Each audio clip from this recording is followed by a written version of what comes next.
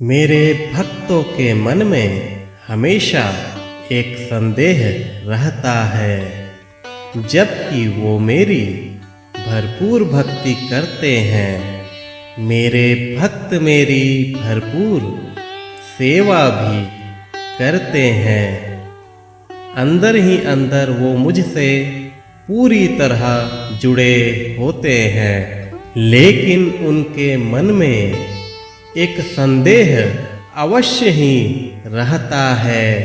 इसमें मेरे बच्चों की कोई गलतियां नहीं हैं। मनुष्य की सोच ही ऐसी होती है जो उसे पूर्ण विश्वास करने के बावजूद संदेह करने पर मजबूर कर देती है। तुम्हारे मन में यह विचार चलते रहते हैं कि क्या मेरे साईं मुझे सुन रहे हैं? क्या बाबा मेरी बातें सुनते हैं?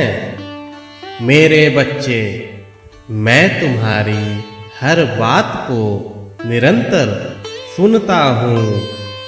तुम मुझे जो बोल नहीं पाते, जो विचार तुम्हारे मन में चल रहे होते हैं, मैं उसे भी भली भांति समझता हूँ। मैं तुम्हें हर पल सुन रहा हूँ। अगर तुम्हारी कुछ इच्छा है जो पूर्ण नहीं हो पा रही, इसका कतई यह अर्थ नहीं कि मैं तुम्हारी इच्छाओं से अपरिचित हूँ। मेरे बच्चे, मैं तुम्हारी हर कामनाओं को पूर्ण रूपेण जानता हूँ। सिर्फ जानता ही नहीं, अपितु उसे पूर्ण करने के लिए कार्यरत हूँ।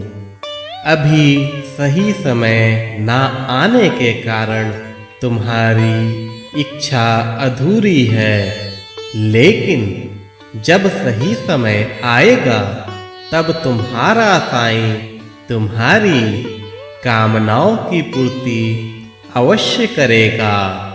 यह मेरा वचन है। मेरे कई बच्चे मुझसे कभी कभी जिद भी कर बैठते हैं कि बाबा, मुझे आप यह क्यों नहीं दे रहे? मेरी इच्छा की पूर्ति आप शीघ्र क्यों नहीं कर रहे? मेरे बच्चे, तुम्हारा मुझ पर पूर्ण रूप से अधिकार है। तुम मुझसे जिद कर सकते हो। मैं तुम्हारा मित्र भी हूँ, लेकिन एक बात तुम्हें अवश्य याद रखनी चाहिए कि माँ अपने बच्चे को कभी कभी कड़वी औषधि भी देती है ताकि उसका बच्चा स्वस्थ रहे। उसी प्रकार मुझे यह भली भांति ज्ञात है कि मेरे किस बच्चे के लिए क्या अच्छा है, उनके सुंदर भविष्य के लिए क्या उचित है। यह तो तय है, जो तुम्हारे हित में अच्छा नहीं होगा वह मैं तुम्हें कैसे दे सकता हूँ, लेकिन जो तुम्हारे हित में अच्छा होगा वह तुम्हें अवश्य मिलेगा। मुझ पर सदैव भरोसा रखो।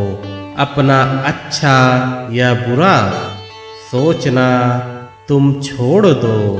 तुम्हारा साईं यह जानता है कि उसके बच्चे के लिए क्या उचित है।